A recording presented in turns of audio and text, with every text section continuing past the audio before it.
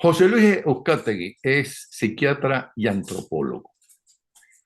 Junto con su esposa, una periodista muy valiente llamada Eleonora Bruxual, escribieron dos libros que ahora están todavía más vigentes que cuando ellos lo publicaron, que es uno es Militares, Héroes o Cobardes y el otro es Los hombres que erotizó Fidel. Bien interesantes los dos y bien de actualidad, y es bueno conocer los datos para tratar de comprender qué está pasando no solamente en Venezuela y no solamente en América Latina, en el mundo entero. ¿Ok? Entonces, pero lo primero que le quiero preguntar a José Luis, dándole la bienvenida, gracias por Luis estar con José, Luis nosotros. José, Luis José. Ah, ya sabes que yo tengo el grave Pero defecto no de que yo he importa, no decidido que importa, tú te llamas José Luis no importa. y Más no Luis emocionante el José. cambio. O sea que perdóname, Claro, no hay intentaré problema, llamar Luis José. no hay problema. Ok. ¿Quién fue el que me dijo cuando tenía 24 horas en Venevisión que siempre lo nombraba Ajá. con otro nombre? No sé si con el tuyo o algo de eso. Y me dijo, mira, Napoleón, la próxima vez que, y me lo dijo en el aire, la próxima vez que me llames tal cosa, yo te voy a decir, gracias, Nelson Bocaranda.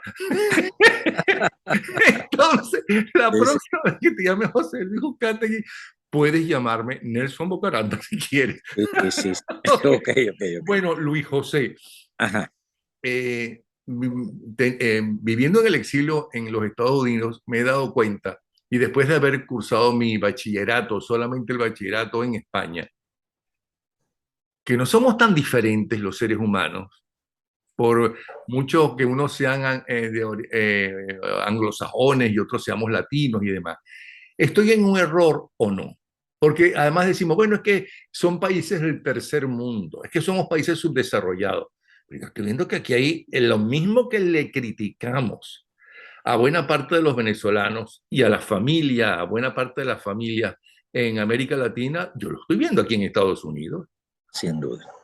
Sí, absolutamente somos muy similares, ¿cierto, Napoleón? Donde se dan las diferencias es en el comportamiento social. Sin duda que hay sociedades donde el hecho que las instituciones funcionen más o menos, de que existan normas, de que las leyes se apliquen, hace que el comportamiento del individuo se ajuste más a una referencia social. Allí está el secreto.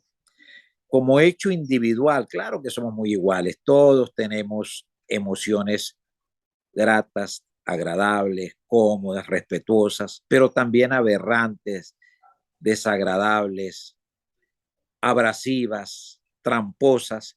De modo que el humano es una interacción social y allí es donde está la diferencia.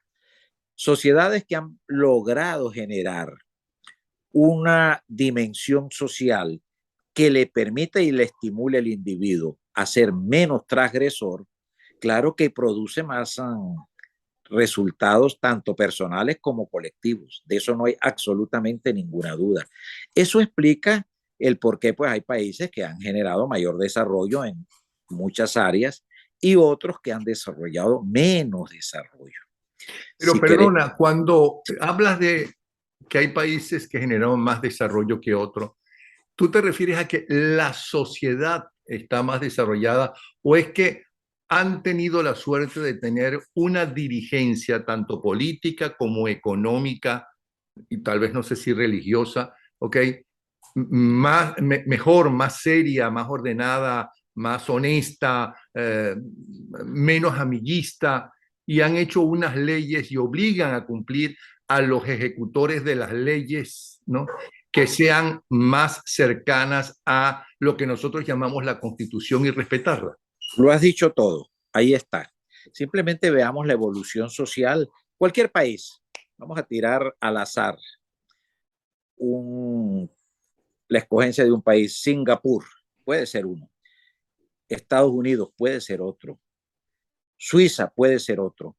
¿Qué pasa? Que hay organizaciones sociales muy pequeñas, claro, porque es que las instituciones políticas son muy pequeñas, que sin duda están integradas por individuos, claro, y ahí es donde sí podemos empezar a reflexionar y decir, qué maravilla es la fuerza que tiene el humano, que 10 individuos, 5 individuos, 20 individuos son capaces de organizar la dinámica de un país para que se cumplan leyes, referencias, normas, porque la religión es toda una, todo un universo de emociones, de referencias, de ideas, que esos individuos que están en ese momento posicionados en el poder la toman para beneficio, claro está. La utilizan, ¿no? Claro, la pueden utilizar también para convertirla en un hazme reír, decir que son católicos, lo que tú quieras, ¿no? Pero la religión se utiliza y se integra, pero son esos individuos. Fíjate, Napoleón, tu programa que tiene un nivel muy alto intelectual y cultural, me permite hacer una referencia básicamente de análisis científico. Hitler era él, como él lo dijo, ¿no? Hay una expresión de él y 7 individuos y vamos a conquistar el mundo. Allí está la evidencia de lo importante que es un equipo, un grupo, un individuo, obviamente para crear una desgracia gigantesca en ese momento, ¿no?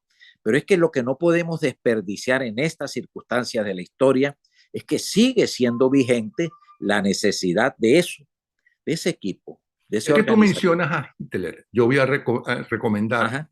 una serie de Netflix que creo que se llama Cómo hacerse un tirano, que son Ah, los ah, sí, pasos sí, que necesarios, ¿no? la Que todos conozco. los tiranos, Sí, cómo no. Hitler entre ellos, por cierto, que no es el único, ¿ok? Sí, Eh, repiten, han logrado y por eso llegaron a donde llegaron.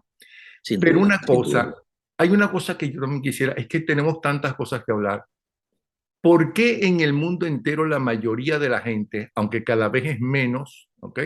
Es verdad también, cree en algo que nunca han visto y creen fervientemente en ello, como es Dios, Alá o como se quiere llamar? Claro, lo que pasa es que la religión ya es otra dimensión mental que nos vincula con la existencia y la posibilidad de encontrarles explicaciones a la duda existencial.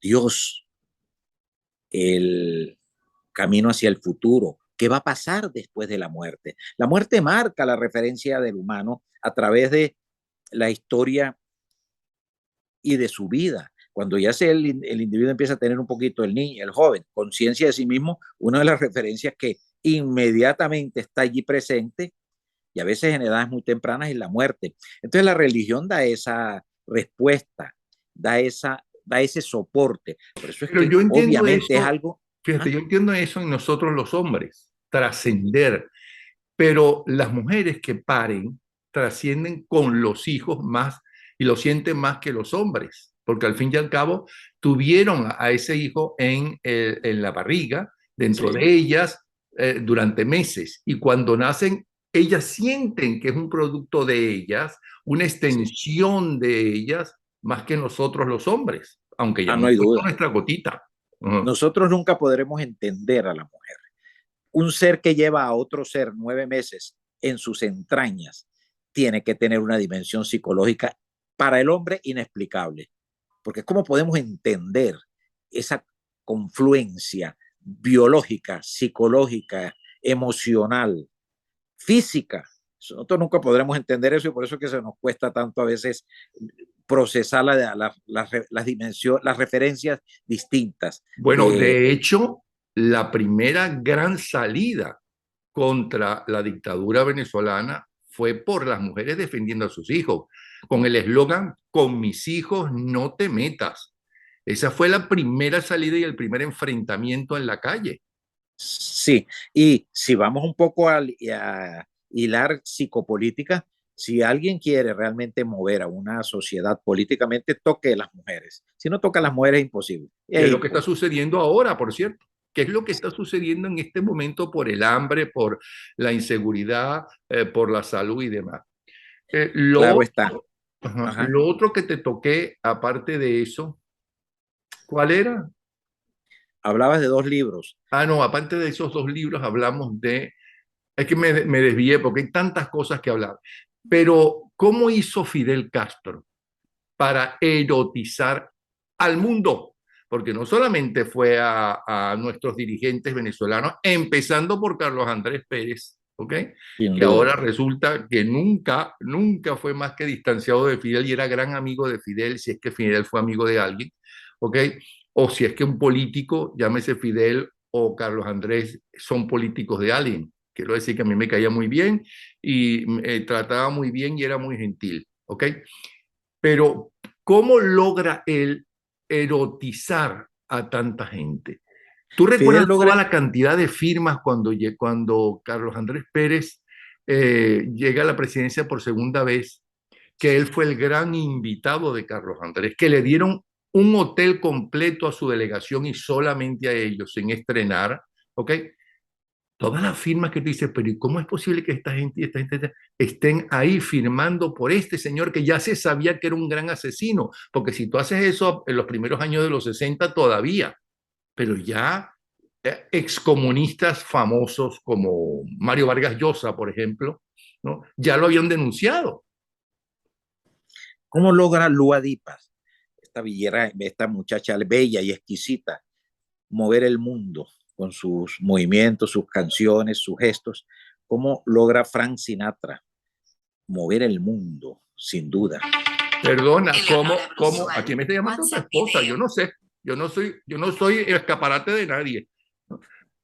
Ok, mira, no, ¿cómo logra Bad Bunny? ¿Cómo logra Bad Bunny mover Perfecto. el mundo? Ujú. Entonces, es carisma. Hay factores determinantes en la sumatoria de comunicación que tiene el humano, que es el lenguaje, los gestos, la corporalidad, que construyen lo que llamamos el carisma, que es que irradia fácilmente con su presencia respuesta afectiva de la otra persona.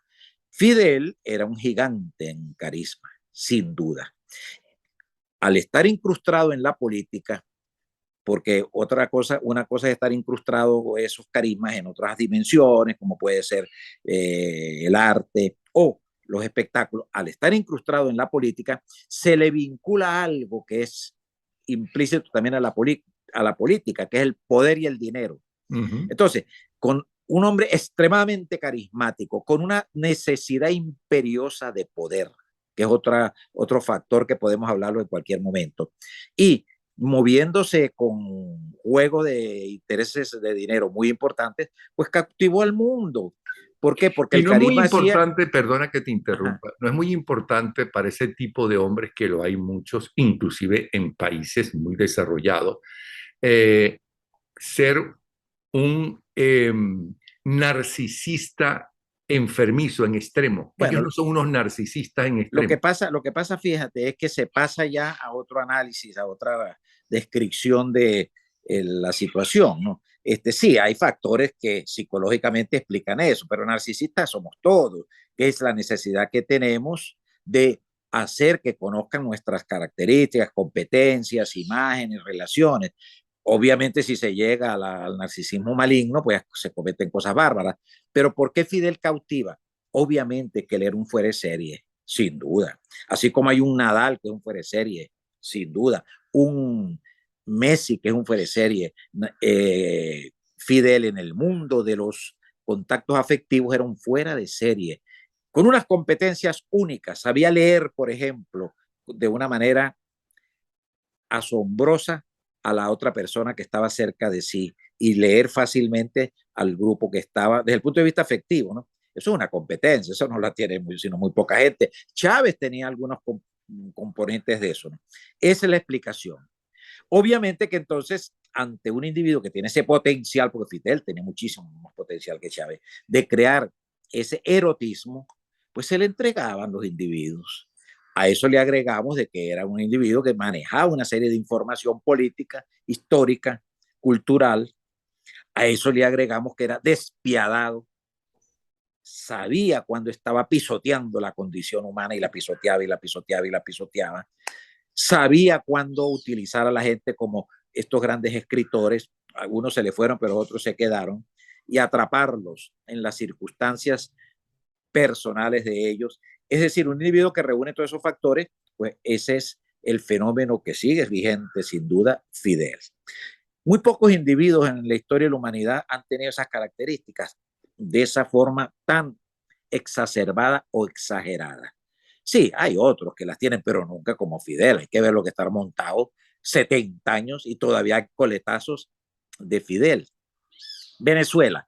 En Venezuela, antes de Chávez, que tenía esas competencias de un carisma, que repito, es el individuo que al tener cercanía con otros seres, produce una reacción de vinculación y entrega en los otros seres. En la mayoría, claro está, siempre habrán individuos que se molestan, se incomodan, se irritan, etcétera. En las mujeres, pues produce una explosión de elementos femeninos. Antes de Fidel, perdón, antes de Chávez en Venezuela, nuestro país, ¿quién tenía algo medio parecido? Poquito Carlos Andrés, pero poco, pero no en esa dimensión de Chávez. Claro está que aquí es muy importante, mi Pero querido espérate un amigo. momentico. Yo Ajá, conocí a Chávez y conocí a Fidel. Yo entrevisté a Fidel Castro. sí, Hice tres preguntas, entre otras muy fuertes, y no podía salir de Cuba. Y cuando mi esposa me preguntó cuando regresé a Venezuela, ¿qué te pareció Fidel? Yo le dije, ¿quieres que te diga la verdad? Cuando yo lo vi, no tenía nada ni a favor ni en contra. No me gustaba él, no me gustan los dictadores, y menos cuando están disfrazados de militares. Dije, ¿y este viejo por qué está disfrazado todavía de militar? Okay, eso fue mi sensación.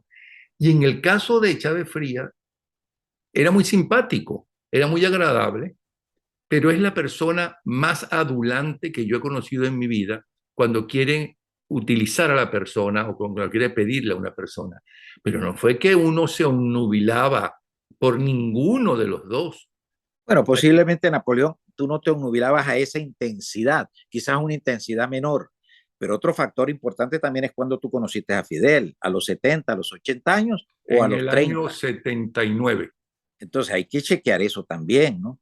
Hay que chequear eso, ¿no? No es lo mismo el individuo a los 70 y pico de años que a los 40.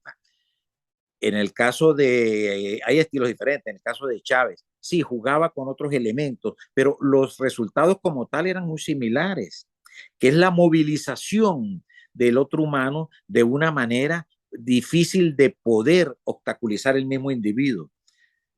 En términos nuestros de pueblo, que es muy sabio el pueblo, entrones, sabían entrar, pero sabían entrar para producir al final un resultado beneficioso para él, no para quedar mal, no para hacer el ridículo, no para cometer torpezas, sino No, y él era beneficio muy vivo. para él, Tú para le ellos, decías ¿no? cualquier cosa e inmediatamente preguntaba algo. Mira, tal cosa. Tú le decías cuatro puntos importantes y podía estar una hora hablando con otra persona como si él supiera muchísimo de eso. Claro, pero eso ya parte de esos comportamientos que se mueven entre el histrionismo, narcisismo, un poquito de conducta antisocial. Bueno, ya esos son recursos que también los humanos lo tenemos mucho, ¿no? Que es el juego de posicionamiento, muy peligroso. No se sabe mucho de ciertas cosas y se habla de eso, ¿no? ¿Por Ujú. qué? Para quedar bien, para dar referencias de que está actualizado, ¿no? Y ya estamos empezando a entrar en el tema Ajá. para el cual te pedí el programa. Se nos ha hecho muy corto, por cierto, el tiempo. Tú eres antropólogo. ¿Cómo somos en líneas generales los venezolanos? ¿Cuáles son nuestras virtudes y nuestros defectos realmente? Bueno, yo te diría que ni virtudes ni defectos, sino estilos de comportamiento, que sobresalimos porque nos comparamos con otras sociedades, algunas más cercanas, para ser un poco más objetivos, ecuatorianos, colombianos, peruanos. Una particularidad de los venezolanos, y te lo voy a decir con una expresión que inmediatamente la digerimos todo, es que somos chéveres. Chéverismo es una forma de comportarnos ligera, afectiva, juguetona, eh, imprecisa, invasora. ¿Qué pasa con ese chéverismo? ¿Qué pasa con ese chéverismo que toca dimensiones o descripciones como es el infantilismo? No le damos mayor importancia a muchas cosas. Cualquier cosa la criticamos, la censuramos. ¿Qué está pasando con la oposición venezolana y sus líderes? Todos son chéveres, todos son gozones, a todos les gusta figurar, todos creen que tienen el juego en sus manos. Si nosotros observamos lo que está pasando en este momento, en el 2023, a finales de enero en Venezuela, pues es un festival de chéveres, donde cada uno echa un cuento, echa una historia y se lo creen. Ojo, lo importante del comportamiento, que es lo que llamaban en otros modelos el carácter nacional en la vieja antropología, una de las características del carácter nacional venezolano lo estamos viendo allí, Napoleón. ¿Acaso mayor despelote o bochinche, muy bien registrado esa observación de nuestro brillante pensador Miranda, ¿ha cambiado en algo? No, y no es por hacer un salto histórico al cual no es muy prudente a veces hacer esos saltos, porque eso nos pierde referencia, pero lamentablemente cuando nos damos cuenta de comportamientos que tenemos en estos momentos y que se han registrado en otras épocas, tenemos que llegar a otra conclusión muy cruel, y es que, pero seguimos en lo mismo. Pregúntale a un individuo que tenga responsabilidades políticas, sobre todo políticas, pero bueno, ¿qué pasa? Bueno, que no se ponen de acuerdo los demás.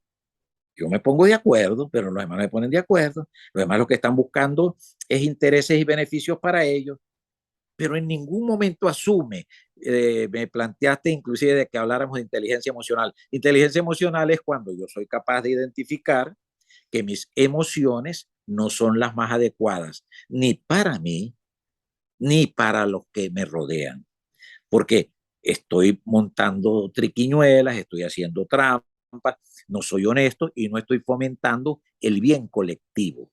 Cuando yo no fomento el bien colectivo, algo pasa, algo sucede. Ojo, sin caer en dimensiones en películas tipo psicópatas. No, el bien colectivo en la vida diaria. Bueno, Venezuela es un país altamente impregnado por una estructura psicológica infantil que se refleja en ese chéverismo. Y todavía seguimos dándonos, siendo eufóricos, inclusive como referencia positiva, de que somos chéveres, de que todo lo resolvemos, que todo lo hacemos, que yo sí tengo la verdad, que yo sí hago, que yo sí puedo ser presidente de la República porque me metí en esta línea o en esta tendencia de vender esta idea o esta forma de resolución política, cuando en el fondo tú ves y dices, pero Dios mío, qué difícil es esto, ¿no sería preferible ver cómo se genera una respuesta más grupal? Y ahí caemos en algo fundamental. Sin grupos políticos no se mueve un país políticamente. O sea, sin un grupo político donde los integrantes tengan un poquito de cohesión. Dime algún ejemplo en la historia de la humanidad donde no sea un líder y su grupo. Un líder y su grupo. Obviamente, aquí hay un líder y su grupo, pero para mantenerse en el poder con el estilo chévere, ¿no? Es beneficio para ellos. El día que aquí aparezca un líder y su grupo, pero que realmente esté dispuesto a ver las cosas de otra manera. El otro elemento que tampoco lo podemos obviar es que no es fácil. Vivimos en una situación donde cada vez es más complejo todo, donde está la mano dura y fuerte de que cualquier posicionamiento que tenga cualquier líder político aquí se le vienen encima, lo torturan con los modelos y los formatos modernos de torturar. No solamente se tortura en una cárcel, sino con una serie de estrategias peligrosísimas, así como se tortura un pueblo hoy en día de manera diferente a lo tradicional. No estamos en Sudáfrica, donde se mataban 300, 400 humanos. No, aquí no necesariamente hay que matar en esos volúmenes, pero sí hay que tener atemorizado o tener subyugado a través de migajas de regalo la condición humana. Es una forma de tortura terrible, terrible, ¿no? Total es que es nuestra realidad y sobre esa realidad tenemos que ver cómo resolvemos. Mira, y del otro libro, Militares, Héroes o Cobardes, Sí, respetando a los héroes que han dado su vida o que están presos y están siendo torturados. pero en claro. líneas generales, militares, héroes o cobardes, ¿qué pasa con ellos? Fíjate que ahí también una experiencia muy interesante. Yo logré introducirme y hacer unos estudios en un grupo de militares. Y entonces una de las cosas que detecté es que el militar, la disciplina, el ejercicio militar es como el ejercicio de los sacerdotes, de los curas, ¿no? Se entra a un convento y se entra a una academia militar. Allí se socializan los humanos, allí nos O socializamos. como los civiles hacemos, entramos a un partido, A la ya sea universidad, político o de béisbol o de fútbol, y nos perfecto, sentimos o a que la somos universidad. hermanos y que estamos ahí en el partido de fútbol o de béisbol, nosotros en el centro, ¿ok? Haciendo lo que tenemos que hacer y vamos a triunfar porque estoy yo ahí metido. Esa institución nos socializa, ¿no? En la universidad se ve mucho. Lo que pasó en Venezuela es parte de estilos de funcionamiento de socialización de las universidades. La Universidad Central, la ULA, etcétera. La Universidad de Carabobo generaron un tipo de socialización ideológica. Bueno, ¿qué pasa con los militares? Pues cuando ellos entran a la academia, los socializan para que entren en una referencia de trabajo y de objetivos en el cual está de por medio, obviamente, el beneficio económico. Cuando tú ves esa situación, pues tienes que plantearte, decir, aquí lo que hay es infierno, presente y futuro. Los valores allí son cómo estar en un cargo, cómo estar en una posición, cómo llegar a un ambiente donde tenga comodidades para, utilizando, claro está, toda la estructura de la dimensión militar, que son los estudios, las posiciones, los niveles, Las jaladeras de bola, los lo logros, superior. los logros, y claro está, y entonces pues allí también entra esto, porque no se puede decir que es que ellos no estudian, sí estudian, no se puede decir que tienen objetivos, sí tienen, Ok, inclusive pero eso, académicos. ok, ya los cientos de generales que ya hay, ok, lo lograron. Tienen sus restaurantes, tienen, se pueden estar metidos en el narcotráfico o en otro tipo de cosas, ¿no? Pero los tenientes, que son los que realmente se alzan en este país y en América Latina, están pasándola muy mal. ¿Qué pasa con ellos? Bueno, allí debería posiblemente, ya no tengo conocimiento ni soy experto en eso, pero hay que pensar que es una institución que tiene normas y las normas pueden adquirir un látigo gigantesco que es el terror y el miedo. Sí, y como tal hay que ver lo difícil que es estar en una institución donde es el terror, el miedo, el chantaje o la delación, ¿no? Explica muchas cosas. No, y además tengo, dime si estoy equivocado, a ellos los forman, al igual que a los curas, los forman en una institución totalmente vertical de Ah, sí, sí, eso sí, obediencia. Y si tú 100%. entras desde muy joven allí, no conoces otra forma de relacionarte con el mundo, sino vertical. Perfecto. Bueno, eso explica muchas cosas, inclusive experiencias que hemos vivido en Venezuela, ¿no? No, hay que conservar la línea, hay que conservar el mando. Y mire lo que ha dado como resultado conservar la línea y el mando, ¿no? Sí, es la verticalidad que la religión también se da. Y en toda organización, ¿en qué estructura social no hay verticalidad? Empecemos por la pareja. Siempre hay uno que manda más que el otro, No, empecemos obvio. por la familia. Y bueno, pero la pareja es primero que la familia. Ah, Después bueno, sí viene es la verdad. familia. Después viene la familia. Entonces, esa es una disposición de la mente. Y si queremos ser un poco sencillos en entender el comportamiento de los seres vivos, observemos el comportamiento de los animales. ¿Tú has visto algún grupo que sea más imperativo en la verticalidad que los animales? El león, la pantera, los monos, todo, Las una hormigas, verticalidad. ¿no? Mira, Allí no hay ahora bien, ya hablaste lo de la horizontalidad. inteligencia emocional, lo que era. Pero con todos estos adelantos, ¿no? Que para mucha gente es retrocesos, ¿no? Pero al fin y al cabo son adelantos de la tecnología. El mundo está cambiando, el ser humano está cambiando, el ser humano está muy angustiado. Posiblemente existían la misma cantidad de asesinatos semanales o diarios casi en Estados Unidos hace 50 años que ahora posiblemente no nos enterábamos, ¿no? Porque no teníamos allí el teléfono diciendo, acaban de matar 50 personas, acaban de... Había salíamos de una Segunda Guerra Mundial, hubo guerras todo el tiempo en diferentes puntos, estamos muy lejanos de esas tierras.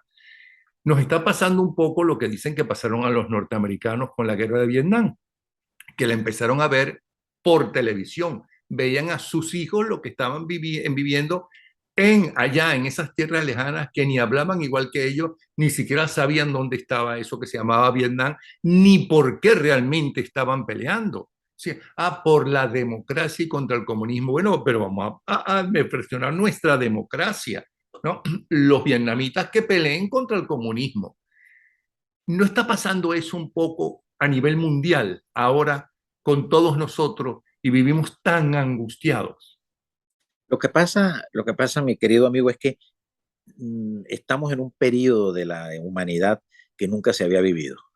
Tenemos elementos parecidos a otras experiencias, sí, pero nunca la mente del humano se había integrado de tal manera con estímulos externos, concretamente a través de las redes sociales. Nunca, nunca. Esto nos está cambiando todo. Las emociones, las formas de pensar, las formas de atender la atención, porque hoy en día somos lo que se llaman mentes extendidas. Nuestra memoria depende del factor externo, no solo de la memoria intrínseca, sino del factor también referencial. Es decir, ya nosotros estamos en una dinámica de pensamiento y de mente en la cual el mundo externo es fundamental. Ya Pero, nosotros, pero estamos ajá, dejando de pensar, de racionalizar, porque yo me estoy dando cuenta que la gente se va a los dos extremos, o estás en un extremo o estás en otro, nunca estás en el medio, y que de paso, para mí es el fin de las democracias, que consiste en, vamos a llegar a acuerdos de cosas comunes, en qué creemos los dos, tú y yo, para mejorar la situación de nuestro país, ¿no? Y dejamos a un lado lo que no creemos. Y lo que no creemos luchamos individualmente, pero no los dos. Pero en lo que creemos sí, que es un poco también lo es que que uno siente que pasa una de en las el mundo y en características, Venezuela. sí, una de las características de las redes sociales es que hace transparente la humanidad. La aldea de aldea global de McLuhan, podemos hablar hoy en día a la aldea transparente. ¿En qué sentido? Que ya el mundo está decepcionado de todo. Corrupción por un lado, falta de estabilidad en muchas de los comportamientos de los grandes líderes del mundo. Ya en las instituciones no se cree, ya se duda de todo. Y luego agrégale a eso algo que está también, yo te diría que en próximos periodos de la historia vamos a ver qué va a pasar con todo esto. ¿Y es cuál? Tú sabes lo que es una mente que ya no sabe lo que es verdad y lo que es mentira con los fake news. No sabe, no sabe. No puede asentar referencias ciertas, que empieza a ver cosas deformantes para esa mente, como son los comportamientos, por ejemplo, de identidad sexual, la multidentidad sexual, la temporalidad de comportamiento sexual. Es decir, yo ahorita tengo una identidad masculina, ahorita una femenina, ahorita una mixta, ahorita una plural. Es un mundo en el cual pues no es fácil, no es fácil. Y la mente está expuesta y bombardeada por eso. Y para despedirnos, porque se me fue rapidísimo el tiempo y nos queda un minuto, Eleonora, tu esposa y tú, ¿cómo hacen, ¿no?, para tener una vida más o menos normal frente a toda la invasión que hay? Porque al fin y al cabo, lo quieras o no, tienes que enterarte qué sucede en el mundo, te llaman por teléfono, te mandan por WhatsApp cualquier tipo de información y demás. ¿Cómo ustedes luchan contra eso? Contra evitar en lo posible una angustia y un vacío. Bueno, no evitar ni angustia ni vacío. Lo importante es identificar la angustia y el vacío y ver cómo con ese vacío y esa angustia se puede aprender a generar emociones un poco más estables que estén dentro de la realidad en que vivimos. Es decir, no podemos estar ajenos a una realidad que es que nos bombardean por todos lados y nos generan emociones extremadamente negativas. Verlas con cuidado. Muy, muy importante, muy importante. No cierres los ojos, porque la imagen y las emociones se potencian. Abre los ojos y piensa en lo que estás viendo, en lo que estás sintiendo y en lo que estás pensando. ¿Y cómo sé cuál es la realidad? Es que la realidad la construye individualmente uno. Es decir, si yo no creo en muchas cosas, pues tengo que tener conciencia de que estoy muy ansioso porque no creo en muchas cosas, pero que esa ansiedad no necesariamente puede ser el único elemento que yo tengo. Por ¿Y por qué? último, y si Ajá, Dios es un refugio, ¿por qué cada vez hay más ateos? Dios es un refugio y una salida, ¿ok? ¿Por qué cada claro, vez hay más ateos? porque han aparecido muchas referencias en la historia contemporánea que han sustituido a Dios. La referencia del consumo es una, por ejemplo, la referencia de nuevas formas de vivir y pensar a través de la explosión económica, y entonces como tal, pues no había esa tradición del Dios Sí. que siempre, Bueno, sí, Luis José ya dice que nos quedan menos de 30 segundos. ajá, Entonces, de verdad que ha sido un placer. Tenemos que hacer un segundo programa bueno, contigo querido amigo, y con Eleonora. ¿Ok? ok, Luis José Uzcategui, un psiquiatra abrazo, y antropólogo. ¿Ok? ok, Ahora me vas a un decir abrazote, mi hasta querido amigo, luego, Nelson. hasta luego.